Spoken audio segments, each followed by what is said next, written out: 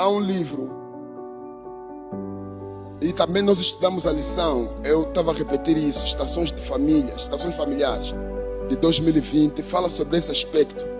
Alguns não vão mesmo casar, mas aqueles que casarem,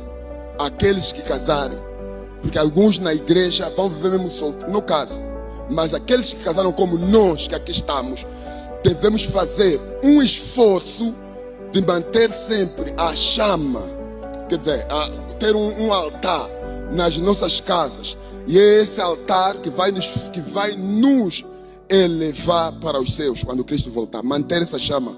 E nessa questão é dos cultos familiares.